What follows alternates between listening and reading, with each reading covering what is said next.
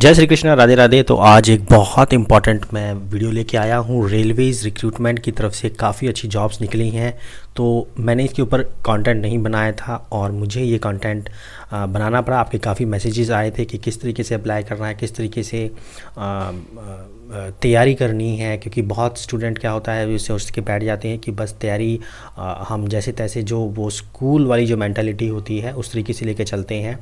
तो ये एक ओवरऑल वीडियो रहेगी जिसमें मैं बताऊंगा कि किस तरीके से आपको जॉब के बारे में बताऊंगा, उसकी स्ट्रैटेजीज़ के बारे में बताऊंगा, किस तरीके से आपको लर्निंग स्ट्रैटेजीज़ यूज़ करके जॉब के एग्ज़ाम के लिए आपको प्रिपेयर करना है और आपको इस जॉब के लिए अपना बेस्ट अटैम्प्ट देना है। तो ये ओवरऑल एक जॉब के लिए और लर्निंग स्ट्रैटेजीज़ के लिए और किस तरीके से आप अपना अटैम्प्ट दे सकते हैं, तो उसके लिए एक ओवरव्यू रहेगा एक जॉब के लिए, इस रेलवे की जॉब के लिए। तो रेलवे ने बहुत अच्छी जॉब्स निकाली हैं, हालांकि कुछ शिकायतें भी हैं, बहुत लोगों को शिकायतें भी हैं, बट आप ये देख सकते हैं कि आपको सिर्फ एक सीट चाहिए, आपको बहुत ज़्यादा सीट्स नहीं चाहिए। उसके बारे में बात करते हैं। तो सबसे पहले देख लेते हैं। मैं ये जो वीडियोस बना रहा हूँ ये मैं बहुत सारे स्टूडेंट्स मुझे बोलते हैं कि सर आपके जॉब हमें मिलती नहीं है और हमें नहीं मिलती हैं, नकली जॉब्स आप करते हैं। तो ओवरऑल मैं ये आपको स्टेप बाय स्टेप ये बताऊंगा। मैं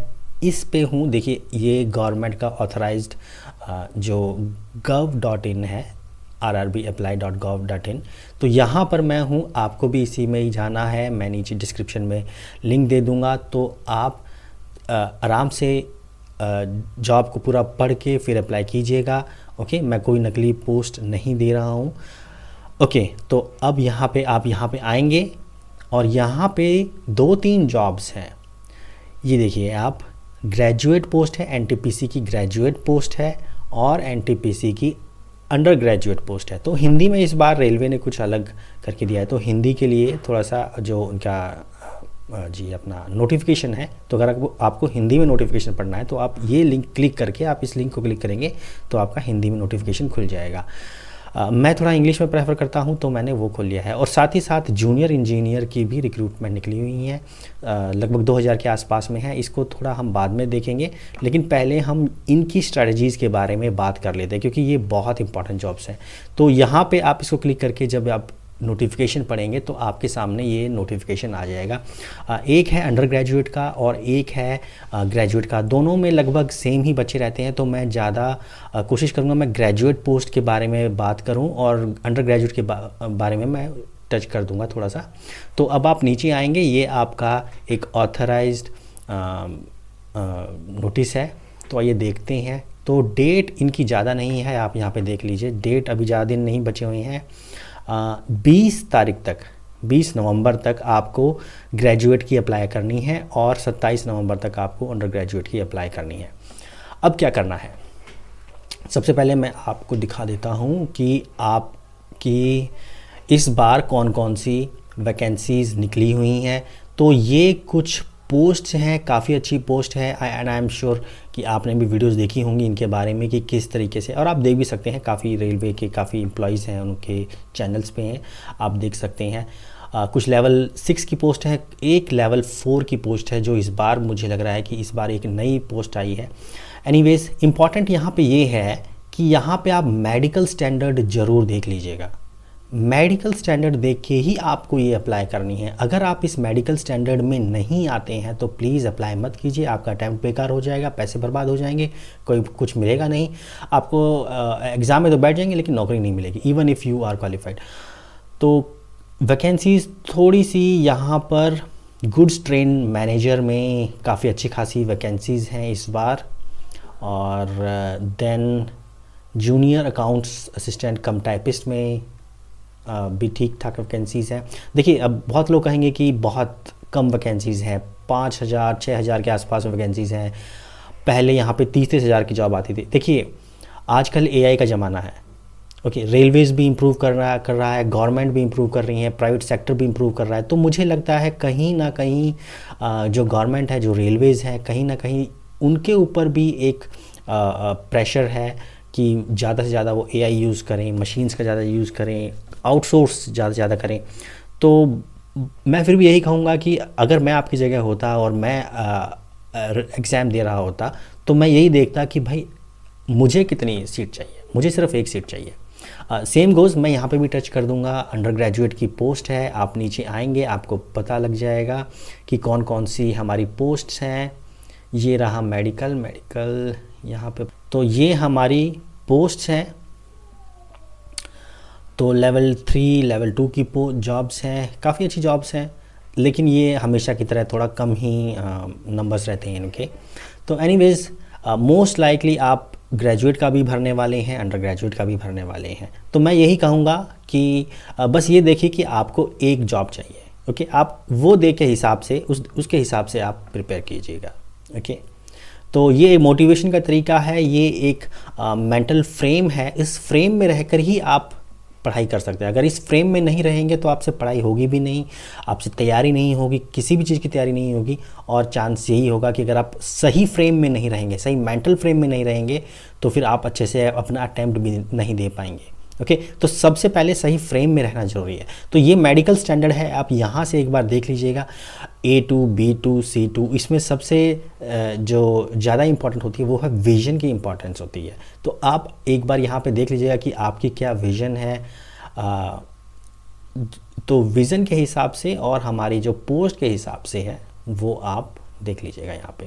ओके, तो यूजुअली जिनमें विदाउट ग्लासेस मांगा गया है, विद और विदाउट ग्लासेस, तो उनमें चल जाता है, उनमें ऑलमोस्ट सब कुछ चल जाता है। मतलब जब विदाउट ग्लासेस ही दे दिया है तो एनीवन कैन अप्लाई बेसिकली। ठीक है, चाहे चश्मे लगे हुए हैं चाहे नहीं लगे हुए हैं, डजंट मैटर। यहाँ पे जो है विदाउट ग्लासेस जो मांगा गया है, वहाँ पे आपको इंश्योर करना है कि अगर आपके चश्मे लगे हुए हैं तो मैं तो यही कहूँगा कि एक बार आप किसी से कंसल्ट करके, किसी डॉक्टर से कंसल्ट करके फिर ही आप अप्लाई कीजिएगा कि आपकी आई साइट कितनी है, आप एलिजिबल हैं या नहीं। अदरवाइज़ अगर आप एलिजिबल नहीं हैं तो अननेसेसरी इस पर अप्लाई मत कीजिए। ओके, तो A2 की जो पोस्ट है वो यूजुअली जो हाईएस्ट, जो सबसे टॉप की पोजीशंस हैं, जैसे कि गुड्स ट्रेन मैनेजर, स्टेशन और मास्टर, तो इन दो में A2 और साथ ही ट्रैफिक असिस्टेंट में भी A2 इस बार मांगा गया है। ओके, तो ये 3 जॉब्स हैं, इनमें A2 यानी कि टॉप जो मेडिकल स्टैंडर्ड है रेलवे का वो लगेगा। तो वो आप एक बार थोड़ा सा इंश्योर कर लीजिएगा कि आप किस चीज़ में एलिजिबल है। ओके, तो यहाँ पे डेट ऑफ बर्थ दी हुई है, एज लिमिट है, तो उस अपनी कैटेगरी के हिसाब से आप यहाँ पे एक बार इंश्योर कर लीजिएगा कि आपकी डेट ऑफ बर्थ भी इससे पहले की ना हो, इससे बाद की हो। कुछ एज रिलैक्सेशन है, वो एज रिलैक्सेशन इसमें जोड़ के बताया गया है। आगे चलते हैं। ओके, एग्ज़ामिनेशन फ़ीस दी हुई है 500 और 250 रुपये। इसमें से जो CBT 1 में बैठ जाएंगे उनको कुछ पोर्शन उसका रिफ़ंड मिल जाएगा। नेक्स्ट हम देखते हैं, I wanted to touch upon syllabus. Okay, तो यहाँ पे आप नीचे आएंगे, आपको यहाँ पे नीचे में सिलेबस मिल जाएगा। ओके, ये रहा हमारा सिलेबस। अब यहाँ पे आपको क्या करना है, देखिए 2 स्टेज होंगी, CBT 1 और CBT 2। ये ग्रेजुएट और अंडर ग्रेजुएट दोनों के लिए बता रहा हूँ कि दोनों में ही सेम पैटर्न रहता है ऑलमोस्ट। अंडर ग्रेजुएट का थोड़ा सा आपको आसान मिल जाएगा, लेकिन अगेन उसमें जो कट ऑफ है वो ज़्यादा ऊपर हाई चली जाती है। तो अब यहाँ पे आपको 2 स्टेज होंगे। CBT 1 का ये एग्ज़ाम पैटर्न है। देखिए मैं एक बार इसको टच कर देता हूँ, फिर थोड़ी सी मैं आपको लर्निंग स्ट्रैटेजीज़ के बारे में बताता हूँ कि किस तरीके से, किस फ्रेम में रहकर आपको इसकी तैयारी करनी है। जैसे आपको पता है कि ऑफ कोर्स मैंने भी काफ़ी सारे गवर्नमेंट एग्ज़ाम्स दिए हैं, और मैंने फ़र्स्ट अटैम्प्ट में UPSC NDA, UPSC CDS तो मैंने सेकेंड ईयर में निकाल दिया था, और उसके बाद में UPSC civil services prelims, banking के एग्ज़ाम्स, ये मैंने फर्स्ट अटैम्प्ट में निकाले थे। उसके बाद मैंने काफ़ी सारे दिए थे एग्ज़ाम्स जिनमें मेरा नहीं भी हुआ था, जिनमें मुझे अटैम्प्ट दोबारा से देना पड़ा था। ऑफ कोर्स मैं इतना भी कोई जीनियस नहीं हूँ, व्हाट आई मीन टू से। तो अब मैं ये बताऊँगा कि आपको तैयारी कैसे करनी है। तो कुछ फ्रेम मैं आपको देता हूँ इसी वीडियो में, बाकी उसके लिए मैं और भी वीडियोज़ बनाऊँगा। तो इंश्योर कीजिएगा कि आप इस चैनल को सब्सक्राइब कर लीजिएगा, और इसके साथ साथ मैं अपनी जॉब्स की भी वीडियो बनाता रहूँगा। तो अब आपको क्या करना है, देखिए CBT 1 में 90 मिनट्स का, CBT 1 दोनों ही एग्ज़ाम में 90 मिनट्स का ये एग्ज़ाम होता है। ओके। CBT 2 में यहाँ पे आपको 90 मिनट्स का एग्ज़ाम भी सेम पैटर्न। ओके, तो टाइम उतना ही है, लेकिन CBT 2 में और CBT 1 में सिर्फ फ़र्क इतना है कि यहाँ पे जो क्वेश्चंस हैं वो क्वेश्चंस बढ़ जाते हैं। तो CBT 1 में हमारे 100 क्वेश्चंस हैं।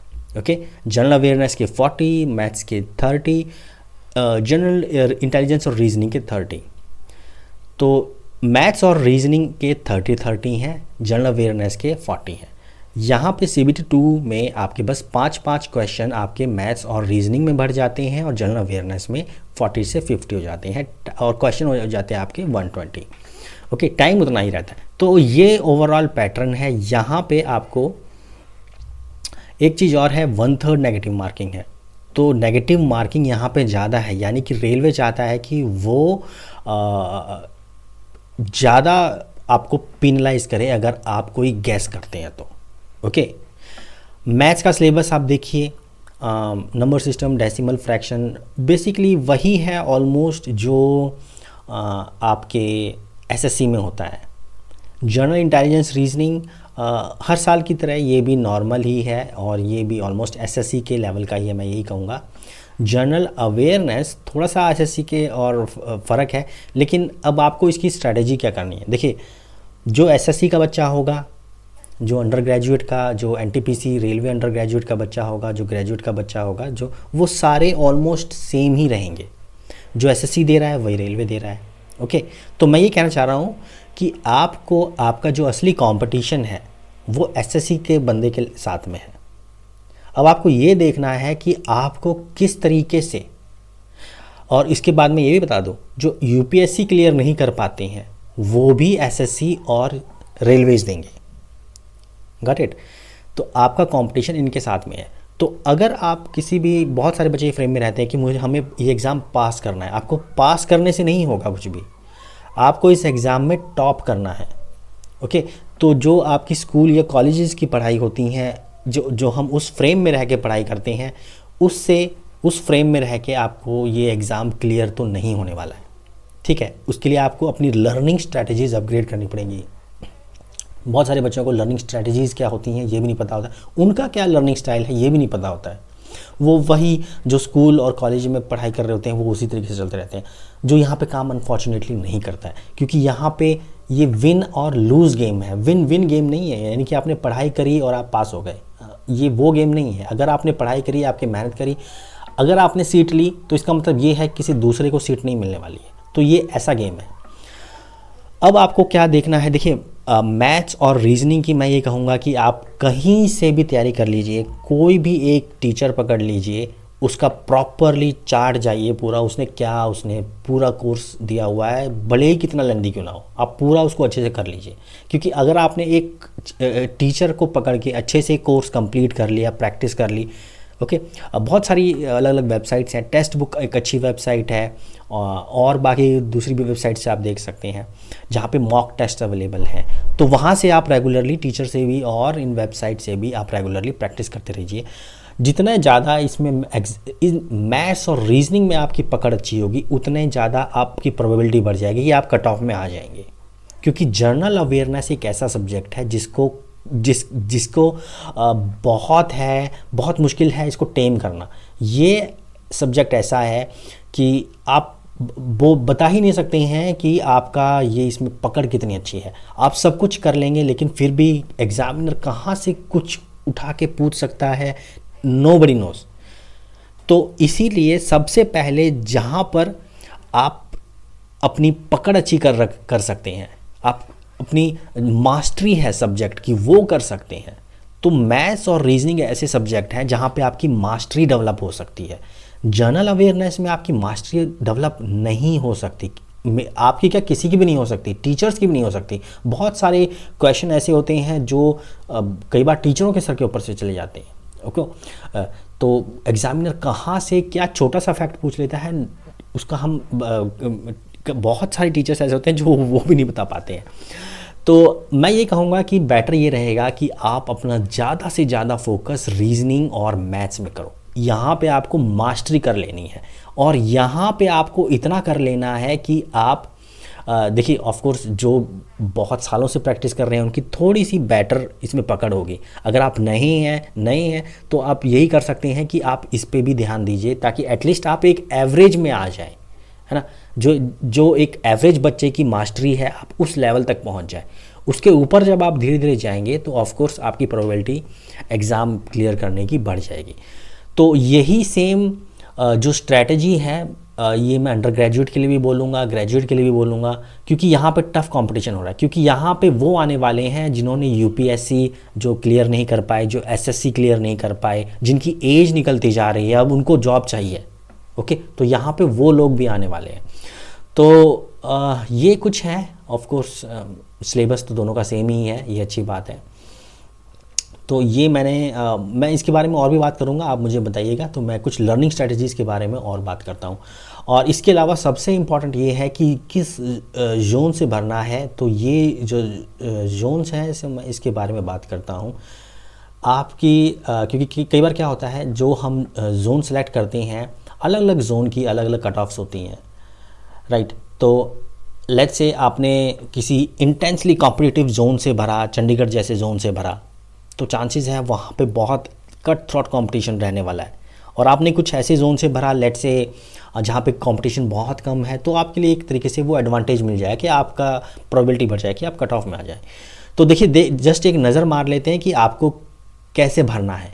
ओके, आपको अपना हिसाब से किस तरीके से भरना है। देखिए मैं ये कहूँगा कि अगर लेट्स से आपके कुछ अटैम्प्ट्स बचे हुए हैं, ओके, आपकी एज धीरे धीरे निकलती जा रही है, आपके कुछ अटैम्प्ट बचे हुए हैं, कुछ अटैम्प्ट तो क्या बोलूँगा, एक दो अटैम्प्ट ही बचे हैं, तो मैं एक बोलूँगा कि अगर वो जोन अगर आप जहाँ पे रहते हैं वो जोन बहुत इंटेंसली कॉम्पिटिटिव है, तो वहाँ से मत भरिए, आप कहीं दूर से भरिए ताकि एटलीस्ट आपको जॉब तो मिल जाए, ठीक है। और अगर आप मेहनत कर सकते हैं, मेहनत से डरते नहीं हैं अगर आप, और आपके पास एज भी है, और भले ही आपका जो घर के आसपास का जो जोन है वहाँ पे सीट कम है, तो आप ट्राई कर सकते हैं भले ही अपने आसपास के जोन में भर कर, ठीक है। जैसे अब अगर आप आरआरबी अहमदाबाद में हैं और यहाँ पे टोटल जो पोस्ट हैं वो 79 है, और अगर आपके पास में एज है, आप डेफिनेटली मैं कहूँगा कि भर लीजिए, क्योंकि आपके पास में एज है, आप नेक्स्ट अटैम्प्ट भी दे सकते हैं, एसएससी भी दे सकते हैं, यूपीएससी भी दे सकते हैं, बैंकिंग एग्जाम भी दे सकते हैं। और आप इस तरीके से सोचते हैं कि आपको you are not dependent on railway, तो आप इस अहमदाबाद जोन में भरिए। अदरवाइज़ अगर आपकी एज निकल रही है तो मैं कहूँगा कि अगर आपके पास एज निकल रही है, आपके पास और ज़्यादा रिसोर्सेज नहीं है, टाइम नहीं है, तो मैं कहूँगा कि अहमदाबाद में अगर आप रहते हैं तो अहमदाबाद जोन मत भरिए, आप कोई और जोन देख लीजिए।